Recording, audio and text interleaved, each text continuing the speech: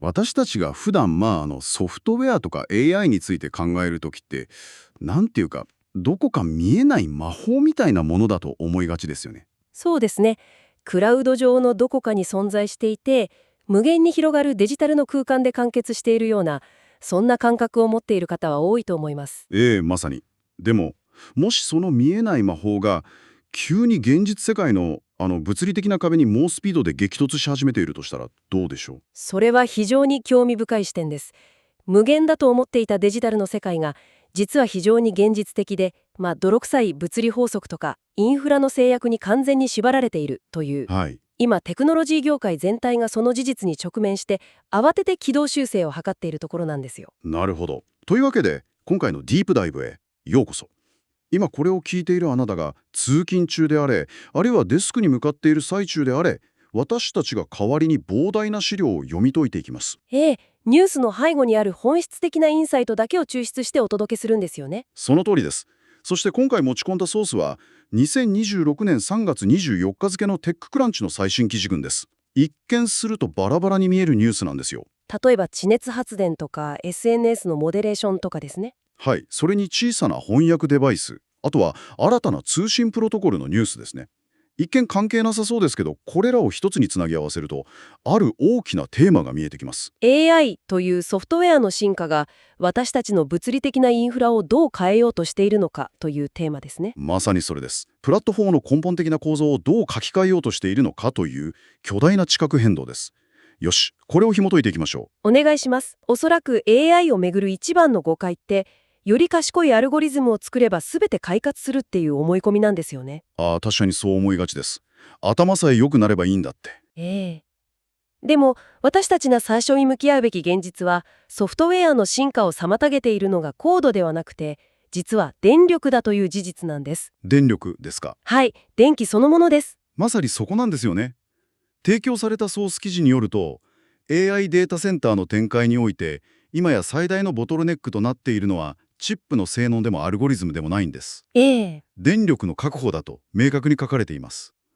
そして非常に興味深いことに、AI 投資の最良の対象が、もはやソフトウェア企業ではなく、エネルギー技術になりつつあると。これ本当に大きな転換点なんですよ。これって AI を開発し続ける今の状況を例えるなら、巨大なガソリンスタンドのネットワークを建てる前に、何百万台もの燃費の悪いスポーツカーを猛烈な勢いで製造しちゃったみたいな状態ですよね。あは、まさにその通りです。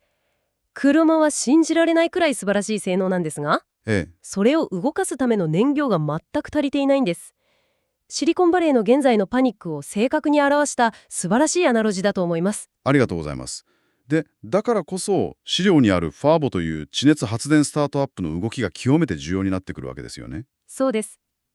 彼らが大規模な新規ローンを獲得したという事実は、単なる一企業の資金調達ニュースとして片付けてはいけないんですよ。記事では、ファーボがハードウェアとかエネルギー系のスタートアップにとって最も困難な時期である、いわゆる死の谷を織り越えたことを強く示唆していると報じられています。ええ、バレー・オブ・デスですね。でもちょっと待ってください。私たちが知る限り、ベンチャーキャピタルや銀行って、長年この手の重厚長大なインフラ投資を避けてきましたよね。はい、リスクが高すぎるとみなされてきました。ですよね。ソフトウェアなら数人のエンジニアとパソコンがあればプロトタイプを作れますけど、地熱発電って地面を何千メートルも深く掘って巨大なプラントを建設しなければならないわけじゃないですか。莫大な初期投資が必要です。なのになぜ今金融機関はこのようなリスクの高いまさに死の谷にいる企業に巨額のローンを下ろしたんでしょうか？素晴らしい着眼点です。なぜ今なのか。それはですね、リスクの構造が根本からひっくり返ったからなんですよ。リスクの構造がひっくり返った？ええ。通常ハードウェアやエネルギー技術が死の谷で資金枯渇して死んでしまう最大の理由は需要の不確実性なんです。需要の不確実性、つまり買ってくれる人がいるかどうかってことですね。その通りです。莫大な費用をかけてプラントを完成させたとしても、その電力を買ってくれる大規模な顧客が確実に存在するかわからない。これが最大のリスクでした。なるほど。しかし今、AI データセンターという、どれだけ電力を発電してもいいねで全て買い取ってくれるという巨大で絶望的なまでの需要が目の前に存在しているんです。つまり、買い手がすでに長者の列を作っている状態だから、銀行から見ればもはやリスクの高いギャンブルじゃなくなっていると。ええ、確実なインフラ投資に変わったということです。そしてもう一つ、重要なメカニズムがあります。何でしょなぜ太陽光や風力ではなく地熱なのかという点です。う。確かに。クリーンエネルギーなら太陽光でもいい気がしますけど。AI の学習や推論を行う巨大なデータセンターは、天候によって発電量が変動するような不安定な電力では稼働できないんですよ。なるほど。夜になったら AI が止まっちゃうじゃ困りますもんね。まさにそれです。24時間365日、常に一定の電力を供給し続ける、いわゆるベースロード電源が絶対に必要なんです。ベースロード電源。はい。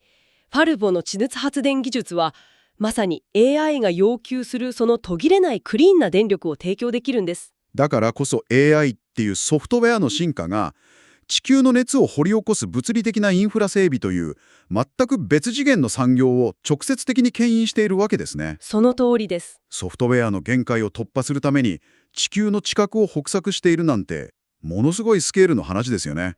本当に SF みたいな現実が起きています。ではそうやって物理的な制約をクリアして莫大な電力と計算能力、コンピュートを確保した巨大テック企業たちは次にそのパワーを何に使っているのか、ここからが本当に面白いところなんですよ。ええ、彼らの意識が外部から内部へと向かっている点が非常に興味深いですね。そうなんです。資料にあるメタの動きを見てみましょう。メタが新しい AI コンテンツモデレーションシステムを導入して、サードパーティー、つまり外部業者への依存を大幅に減らしているというニュースです。この動きは巨大プラットフォームの構造的な転換を意味していますね。記事によると、メタはこの新しい AI によって違反の検出精度を高めて、詐欺をよりよく防ぎ、さらに過剰な取り締まりを減らすことができると主張しています。ええ、オーバーエンフォースメントの削減ですね。ここが私が一番引っかかった部分なんですよ。これまでメタのような企業って人間のモデレーターを数万人規模で外部委託してコンテンツの監視を行ってきましたよね。はい。フィリピンやインドなどの拠点で大規模に行われてきました。でも人間の言葉のニュアンスとか皮肉、最新のスラング、特定の文化圏の複雑な文脈ってあるじゃないですか。ええ、非常にコンテクストに依存する部分ですね。そういった複雑な判断が必要な作業を本当に AI の方がうまくやれるんでしょうか。 AI のモデレーションって特定のキーワードに反応して文脈も読まずに即座にアカウントを凍結してしまうような機械的で融通の利かないイメージが強いんですが。その直感的な疑問は非常に正しいですし、数年前までの AI であれば間違いなくそうでした。ですよね。しかし、先ほどの莫大な計算能力がここで効いてくるんです。ちょっと視点を変えて、なぜ人間のモデレーターが過剰な取り締まりをしてしまうのか、そのメカニズムを考えてみてください。なぜ人間が過剰に取り締まるのか。彼らには厳しいノルマがあるんです。一つの投稿を審査するのに数秒しか与えられません。数秒、それはきついですね。深く文脈を読み解く時間などないんですよ。結果として疑わしきは罰するというキーワードベースの短絡的な判断に陥らざるを得ないんです。なるほど。人間がやっているからといって人間らしい丁寧の判断ができているわけじゃないんですね。そうなんです。むしろシステムに組み込まれた人間が機械のように処理せざるを得ない状況だったわけだ。その通りです。一方、最新の大規模言語モデル、つまり LLM は莫大なコンピュートを消費して、その投稿だけでなく、ユーザーの過去のやり取りとか、その地域で今流行っているスラングの文脈とか、さらには画像とテキストの相関関係などを一瞬でかつ同時にマッピングして解析できるんです。一瞬でそこまで。皮肉を皮肉として理解し、文脈に応じた判断をスケール持って実行できる。逆説的ですけど、巨大な計算能力を持つ AI の方がノルマに追われる人間よりもじっくりと文脈を読み解く余裕を持っているんです。それは衝撃的なパラダイムシフトですね。これまでプラットフォーム企業は人間の安い労働力を大量にアウトソーシングすることでこの面倒な維持管理の問題を力技で解決してきました。でも今彼らはそれを自社の巨大なデータセンターで稼働する AI に置き換えている。まさにそこがポイントです。労働集約型から完全に資本と電力に依存する資本集約型のインフラへとプラットフォームの土台そのものをすげ替えているわけですね。まさに Web2.0 的な外部委託内大の終焉と言えるでしょう。すべてを内製化し、自社の AI でコントロールする。これは単なる効率化というより、ガバナンスのあり方の根本的な変更なんです。なるほど。いや、すごい規模な話ですね。でも、メタが数十億人規模のインフラとして AI を巨大化させている一方で、資料にある次のニュースは、そのベクトルが全く逆の方向に向かっていることを示しています。ベクトルが逆ですか？私たちの目の前、つまり日常の物理空間にスケールダウンしてきている AI デバイスの話です。ああ、録音、文字起こし、要約、そしてアクションアイテムの抽出を行う専用の AI ノート作成デバイスのことですね。はい、それです。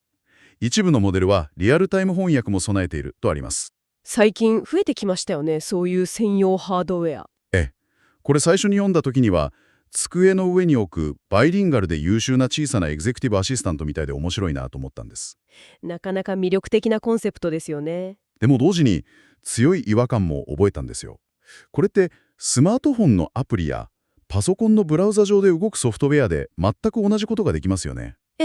基本的な中身は基本的には同じです。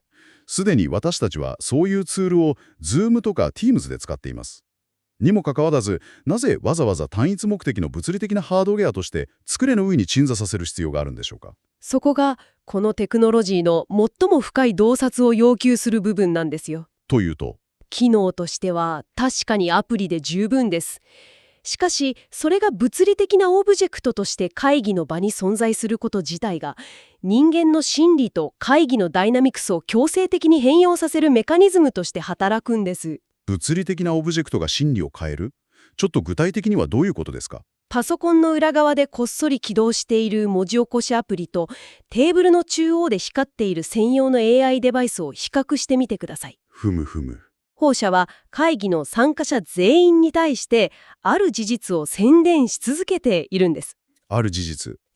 この発言はすべて記録され、構造化され、最終的に誰がいつまでに何をするかというアクションアイテムとして明確に抽出されますよという事実を物理的な存在感を持って示しているんです。なるほど。一種のパノプティコン、つまり全展望監視システムのように機能するわけです。パノプティコン。すごい比喩ですね。でも確かにアプリだとバックグラウンドで動いているから意識から消えてしまいますが、物理デバイスがそこにあると参加者の行動が変わりますね。無意識のうちに姿勢を正すようになるんです。AI が聞いてるし、後でタスクとして割り振られるから、曖昧な返事や責任逃れはできないぞと。つまり、AI は単なる記録ツールではなく、会議の生産性を高めるためのペースメーカーや監視役として、私たちの社会的なやり取りに実際に介入してきているんですね。そうです。ソフトウェアを物理的なハードウェアという木に閉じ込めることで、AI はデジタル空間から飛び出し、人間の行動変容を促すアンカーとして機能し始めます。面白いな。データセンターの電力を確保するというマクロな物理的制約の話から始まりましたけど、ここでは AI がミクロな日常の物理空間に進出して、人間の振る舞いを再定義しているわけですね。スケールは違えど、どちらも AI と物理世界で起きている現象です。巨大なデータセンターからデスクの上の小さなデバイスまで AI が物理世界をどうハックしているかが見えてきました。そしてさらにその先の話がありますね。はい。このディープダイブの最後を飾るニュースは、私たちがデジタルでどうつながるかという根本的なルールの書き換えについてです。ブルースカイのニュースですね。ブルースカイが CEO の交代劇を経て、1億ドル、日本円で約150億円のシリーズ B 資金調達を発表したという記事です。1億ドルという金額もさることながら、この資金の使い道が非常に重要です。記事には、チームの拡大やアプリ開発だけでなく、基盤となる AT プロトコル、つまり AT プロトコルの開発に充てられると明記されています。そこなんですよ。CEO が交代するという企業としては不安定に見えかねないタイミングで、なぜベンチャーキャピタルはこれほどの巨額の資金を投じたのか。しかもユーザーから見れば SNS のアプリの使い勝手が全てじゃないですか。なのになぜ目に見えない基盤技術であるプロトコルに固執して、そこに投資家も価値を見出しているんでしょうか。それはですね、投資家たちが次のメタ、つまり Facebook や X の代替アプリを探しているのではないからです。アプリを探しているわけじゃない。はい。彼らが探しているのは次のインターネットの土台なんです。インターネットの土台ですか。先ほどメタが自社の AI を使ってモデレーションを内製化し、巨大な中央集権型のシステムをさらに強固にしているという話をしましたよね。はい。すべてを自社の壁の中に囲い込む動きですね。ブルースカイと AT プロトコルのアプローチはその全く逆を行くものなんです。AT プロトコルは例えるなら電子メールにおける SMTP のようなものです。SMTP。メールを送るための共通のルールのことですね。その通りです。あなたが Gmail を使っていようが、私が Yahoo メールを使っていようが、裏側の共通言語であるプロトコルが同じだから、お互いにメッセージを送受信できますよね。確かに、どこの会社のメールソフトでもやり取りできます。ブルースカイは、特定の企業がアルゴリズムやモデレーションの権限を独占するのではなく、誰もがその共通のプロトコルの上に独自の SNS やサービスを構築できる分散型のネットワークインフラを作ろうとしているんです。ここで点と点がつながってきました。つまり、投資家は新しい SNS アプリという表面的なレイヤーに1億ドルを払ったわけではないんですね。もっと深い部分を見ています。最初のニュースで AI を動かすための電力インフラである地熱発電に巨額のマネーが動いたように、ここでは次世代のソーシャルメディアの通信インフラそのものを支配しようとしていると。まさに。ウェブの構造を分散型へとひっくり返すという大きなビジョンに対して資金が投じられているわけですね。その通りです。メタのような全てを自社で抱え込む中央集権的な巨大 AI プラットフォームが勝つのか、それとも AT プロトコルのような誰がな接続できる分散型のプロトコルが新たな標準となるのか。これは単なるアプリのシェア争いではなく、次の20年のインターネットの経済圏を誰がどう設計するかという基盤レベルでの巨大な戦争なんです。いやー、見事な構図ですね。今日私たちが一緒に探求してきたソースを振り返ると、本当に一本の線でつながっているのがわかります。すべてがインフラの話に帰結しますね。そうなんです。最初は AI というソフトウェアが物理的な制約にぶつかっているという話でした。フェルボの地熱エネルギーが AI データセンターという巨大な物理インフラを根底から支えようとしている。そしてその莫大な計算パワーを使ってメタは人間の労働力に頼っていたプラットフォームの管理を自社の AI へと移行し、中央集権的な支配を強めている。同時にその同じ AI 技術が今度はデスクの上の物理的なデバイスとして私たちの目の前に現れ、人間の会議やコミュニケーションの形を直接的に変容させています。そして極めつけは、私たちがデジタル空間でどう交流するかというルールそのものを特定の企業の壁の中から解放し、ブルースカイの AT プロトコルという新しいプロトコルで作り直そうとする動きです。すべてがこれからのテクノロジーの新しい土台、新しいインフラストラクチャーをどう構築するかという線で結ばれています。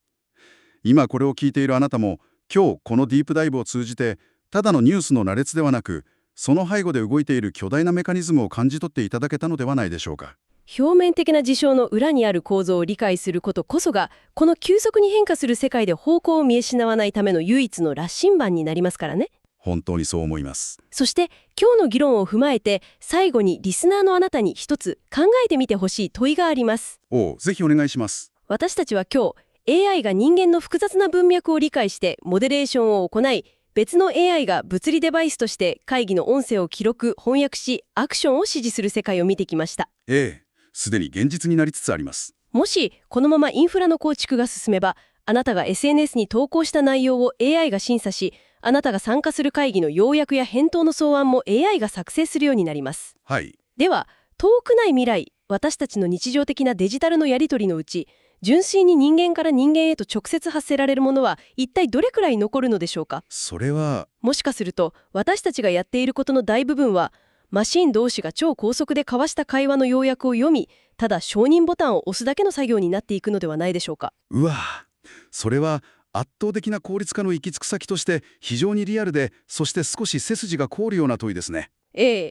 私たちが構築しようとしているこの巨大な新しい土台の上で、人間自身の役割がどう変化していくのか。見えない魔法が物理世界を書き換えた後、最後に書き換えられるのは私たち自身のコミュニケーションの定義なのかもしれないですね。そうならないことを祈りつつも、可能性としては十分にあり得ます。ぜひ今これを聞いているあなた自身の日常の中でもこの変化の兆しを観察してみてください。というわけで今回の探求はここまでです。次回もまた情報のノイズを削ぎ落とし、本当に知るべき本質をご用意してお待ちしています。お聞きいただきありがとうございました。ありがとうございました。